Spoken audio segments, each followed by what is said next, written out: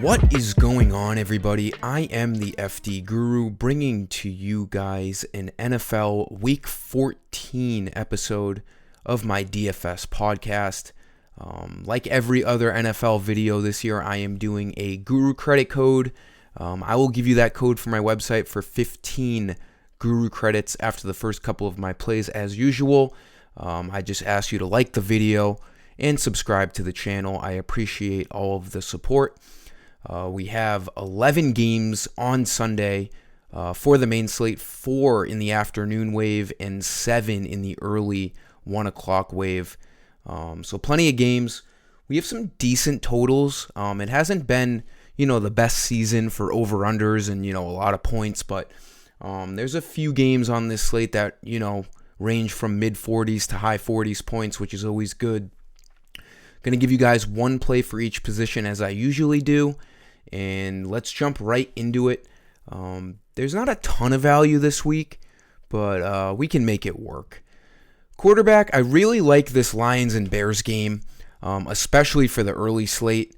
We have a 43 over-under, 3-point spread in Chicago. So the Bears being at home helps this spread stay a little tighter than it should. I would guess if they were playing in Detroit, it would be more like a 5.5 kind of point spread. But because Chicago's at home, they get a little bit of an advantage. We have Justin Fields back. He has 2 games under his belt since his injury. 7,900. I like him a lot.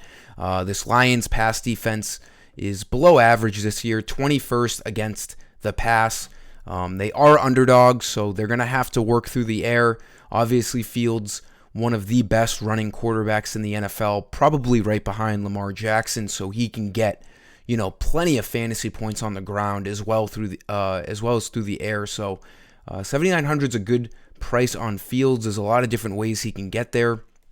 We have that great Bills and Chiefs game, but Josh Allen and Mahomes have been pretty underwhelming this year. It's 49 over under. It's basically a pick 'em, so that's a great game to pick from too. But you're paying a premium for both of them, and they haven't been playing that well this year. I don't mind if you go to Josh Allen or Mahomes. I do like saving some money and picking Justin Fields at 7,900. There's not a lot of great value at quarterback this week. Brock Purdy's been killing it. He's got a good matchup against the Seahawks, and then maybe Jared Goff too on the other side of things. But I like Fields at 7,900. He should do a lot on Sunday. For running back, he was huge chalk last week, and he disappointed. He has gone up in price. I still like him once again. That's Zach Moss on the Colts. He's got a better matchup this week against the Cincinnati Bengals. The Bengals defense, one of the worst overall defenses in the league, 27th against the pass, 27th against the rush. They're actually overall on FanDuel ranked the worst defense in the NFL. So a lot better matchup than Tennessee. He got his workload, 19 carries, 3 targets. He just didn't do much. He had a lot of carries within the 10-yard line and couldn't find the end zone. That happens. I mean, there's no reason not to like him again this week as the number one with no Jonathan Taylor. 6,800, his price is getting there, but I do think he should still be over 7,000. So he's probably going to grade out as a great play again this week. He's not going to be as chalky as he was last week. I'm hoping some people get off of him because of the price increase and because he had a bad game, but he's still going to have a huge workload. 19 carries is no joke. He's obviously the main running back in Indy now with no Jonathan Taylor. For wide receiver, let's go to Amon-Ra St. Brown. He's projected the most points over any receiver, and, he's only the 5th highest salary guy. He's projected more than Evans, Diggs, Allen, and Jefferson. So I like this value at 8,200, a dream matchup against the Chicago Bears. Like I was saying with Justin Fields, this game grades out really well for DFS. St. Brown's been one of the best receivers in the NFL this year. The Bears ranked 25th against the pass. He only had 2 catches last week, but the main reason for that is the Lions got up a lot. They scored a lot early. They were up against the Saints very early in this game. They didn't have to rely on the pass as much. Laporta caught a couple touchdowns. Luckily, St. Brown got in the end zone and had a big catch, so he still kind of got there. He should have a much higher workload this week. Should be a tighter game. It's only a 3-point spread. I think Amon-Ra plays really, really well here.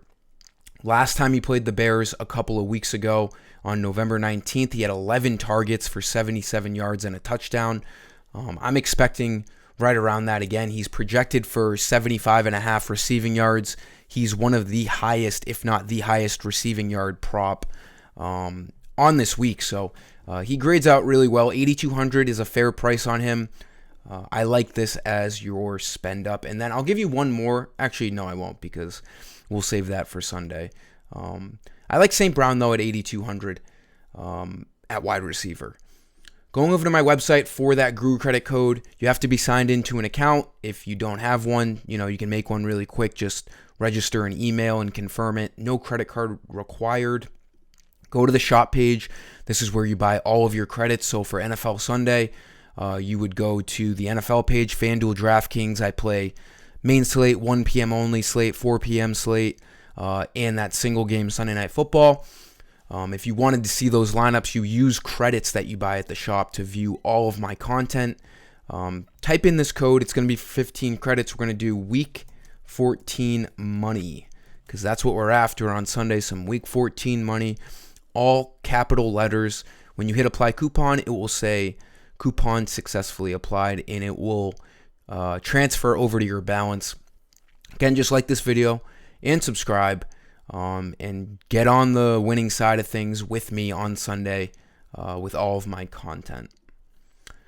For tight end, we're going to pair our tight end with our quarterback. I like Cole Kmet. There's not a lot of great value tight ends. There isn't usually a lot. You have Dalton Schultz out again, so you could go to the, Brevin Jordan was very popular last week, but he was only 4,300. Now he's 5K. A lot tougher matchup against the Jets. You could go there. I don't love it as much as I did last week. Njoku got no love last week. I had him everywhere, so I'm kind of. You could still go with him at 5,500. The Jaguars' pass defense is one of the worst in the NFL, but I like Kmet at 5,600. Justin Fields likes Cole Kmet a lot, and Kmet has a high ceiling. He's had some really big games this year, as you can see, 24, 13, 21. Had 7 targets and 7 receptions last week against the Vikings. We know Fields likes going to him. He's really the number 2 right behind DJ Moore in this passing attack.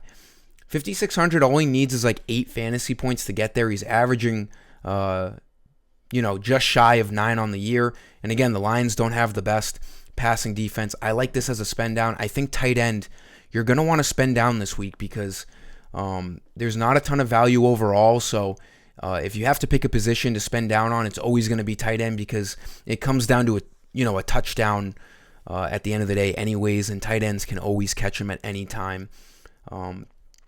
The spend-ups just don't really catch my eye this week. Laporta's kind of expensive. You could go to him, but don't pick Amon-Ra St. Brown if you pick Sam Laporta. They don't, usually both have great games. Hawkinson's a lot. Travis Kelce's a lot. It's going to be tough because there's no cheap wide receivers or running backs really this week. So I like going down to Cole Kmet at 5,600. And then for defense, I had the Vikings in here. I meant to take them out. Not a bad matchup. 3,900 against the Raiders.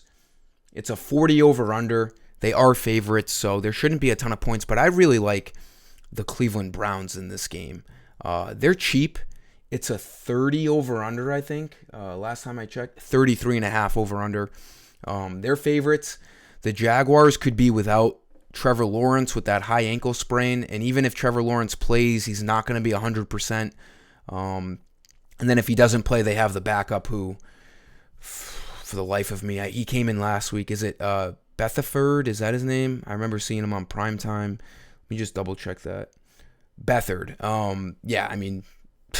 We either have a hurt Trevor Lawrence or a CJ Bethard play against the Browns, so I have no problem rostering this Browns defense at only 3,800. They've been really good all year. Not last week against the Rams, but overall, they have one of the highest scoring averages over any other defense. I love this play at 3,800. I think they should easily be around 4,500 in this matchup against the Jaguars, and they're at home. That always helps.